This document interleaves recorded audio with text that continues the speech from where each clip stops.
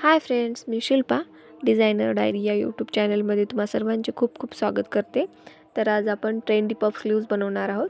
तर यासाठी साडीचा काठ आणि ब्लाऊज पीस घेतला आहे आणि मला 9 इंच रेडी स्लीव्ज ठेवायचे आहे. त्यासाठी 1 इंच एक्स्ट्रा घेतला आहे.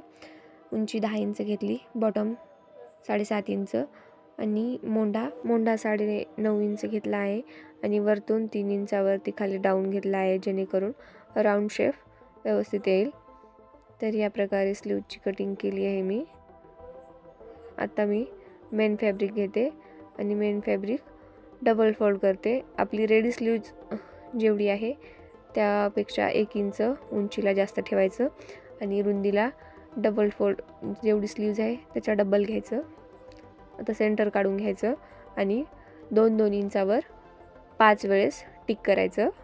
दोन्ही पण साईडला सेम तसंच करायचं. तुम्ही तुमच्या मनानुसार प्लेट टाकू शकता. फॅब्रिक कमी असेल तर कमी घ्या किंवा जास्त असेल तर जास्त घ्या. जास्त असतील तर पफ अगदी खूप छान दिसेल. तर अशा या प्रकारे मी प्लेट्स टाकून घेते. पूर्ण एका साईडच्या प्लेट एकावर एक टाकायच्या आणि त्याला शिलाई मारून घ्यायची. व्यवस्थित सेट करून घ्यायच्या, हलू द्यायच्या नाही. खालीवर बरोबर करून घ्यायच्या, खालीवर किंवा वाकडे तिकडे होऊ द्यायचे नाही. तर मी इथे टिप मारून घेते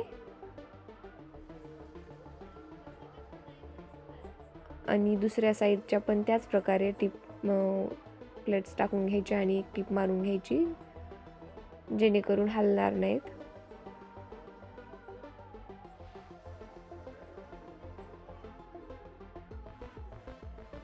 तुम्ही पाहू शकता प्लेट्स एकदम बरोबर समोरासमोर दोन्ही पण साईडच्या आल्या आहेत.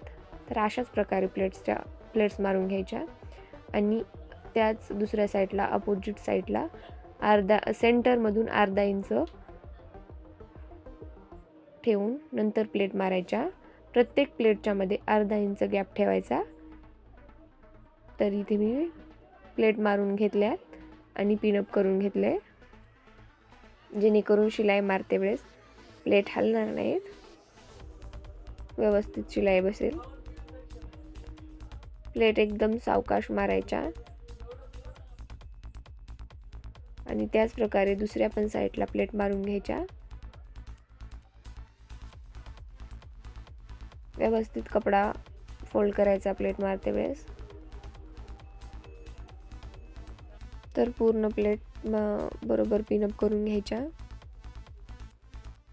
तुम्ही जर अजून चॅनल सबस्क्राईब केलं नसेल तर प्लीज चॅनल सबस्क्राईब करा. बेल आयकॉन दाबा, जेणेकरून दररोजचे नवीन नोटिफिकेशन तुमच्यापर्यंत येतील. आणि तुम्हाला स्लीव्ज कशी वाटली ते कमेंट करून नक्की सांगा. व्हिडिओ स्किप न करता शेवटपर्यंत पहा. तर मी ते पूर्ण शिलाई मारून घेते. जर तुम्हाला वाटलं व्यवस्थित प्लेट आल्या नाहीत तर व्यवस्थित करून घ्या पुन्हा शिलाई मारते वेळेस, म्हणजे व्यवस्थित शेप दिसेल. तर मी इथं पूर्ण शिलाई मारून घेतली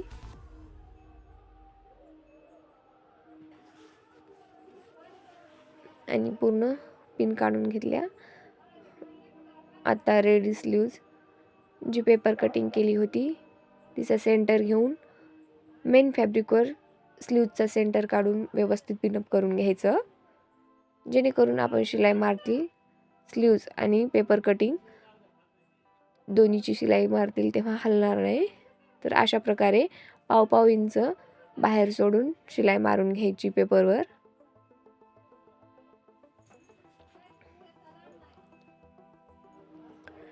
पूर्ण पेपरवर शिलाई मारून झाल्यास एक्स्ट्रा कपडा कट करून घ्यायचा. तर मी इथे कपडा कट करून घेतला आणि जे पेपर कटिंग आहे ती पूर्ण काढून घ्यायची आणि जे काठ आहे साडीचा ते आता स्लीव्जला जॉईंट करून घ्यायचा.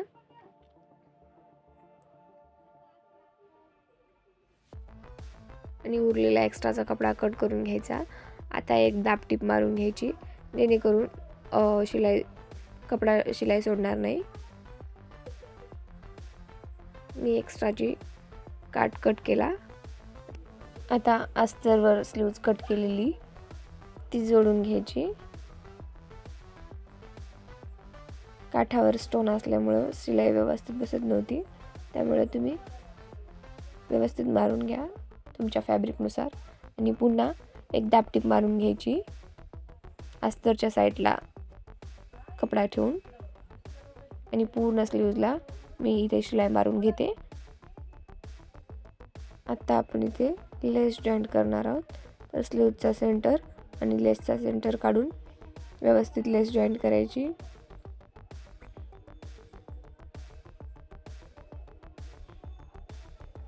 बरोबर शिलाई मारून घ्यायची.